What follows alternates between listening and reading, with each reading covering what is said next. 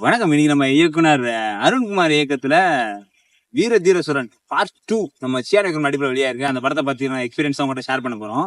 உண்மையிலே ரொம்ப அழகா ஒளிப்பதிவு பண்ணியிருக்காங்க. தேனி ஈஸ்வரன் கேமரா பண்ணிருக்காங்க.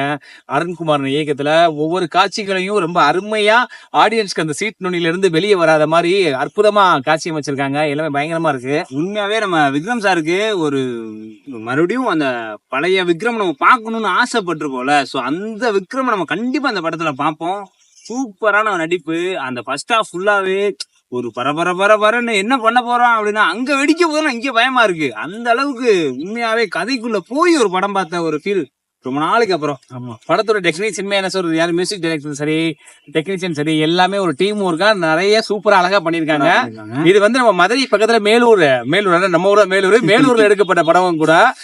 அருண்குமார்னு மேலூர் சார்ந்தவங்க தான். அதனால அவங்க படம் பூரா ஏதாவது நம்ம ஊர்ல கிராமத்துல வாழ்ந்து அனுபவிச்சிருப்போம்ல. அது மதுரையில இருந்து நம்ம பாக்குறனாலே என்னன்னு தெரியலங்க. ஆனா அந்த டைலாக்ல இருந்து ஒரு சின்ன டைலாக் தான். ஒரு கடையில போயிட்டு ஒரு பொருள் வாங்கணும், அது என்ன டைலாக் வேணா வச்சிருக்கலாம். கொசுபத்தி 2 தேங்காய் சில்லு கொடுங்க அப்படின்னா சின்ன வயசுல நாளா ரெண்டும் என்ன வீட்லயும் இது வாங்கிட்டு வர சொல்லுவாங்க. ரெண்டையும் ஒரே வாங்கிட்டு வந்தா ஸ்மெல் படுன்னு சொல்லி திட்டுவாங்க.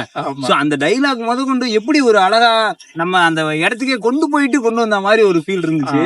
அது என்ன சொல்ற இயக்குனர் பாரதிராஜ்ல அவங்க எல்லாம் நிறைய சொல்லுவாங்கல்ல, நம்ம மண்ணை சார்ந்து ஒரு படம் எடுக்கணும், நம்ம மக்களோட வாழ்ந்து ஒரு படம் எடுக்கணும்னு சொல்லிட்டு அந்த மாதிரிதான் அருண்குமார் நமக்கு படம் கொடுத்திருக்காங்க. உண்மையாவே அந்த கோ ஆக்டர்ஸ் தான் எனக்கு மெயினான ஆக்டர்ஸும் ஓகே தான். ஆனா கூட ஆக்ட் பண்ண சின்ன ஆக்டர்ஸ்க்கு கூட டைலாக் முத கொண்டு நம்மளோட கனெக்ட் ஆகுற மாதிரி, படம் பாக்குற மக்களோட கனெக்ட் ஆகுற அளவுக்கு படத்தை அவ்வளவு சூப்பரா ஒரு டைம் போனதே எனக்கு தெரியல.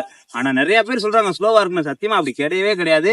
நீங்க தூள் படத்துல நீங்க விக்ரம் எப்படி பார்க்கணும்னு ஆசைப்பட்டீங்களோ அப்படி ஒரு விக்ரம் நீங்க பாக்கலாம். அந்த காலத்துல எனக்கு நல்லா ஞாபகம் இருக்கு. விஜய் விக்ரம் சொல்லிதான் எனக்கெல்லாம் பழக்கம்.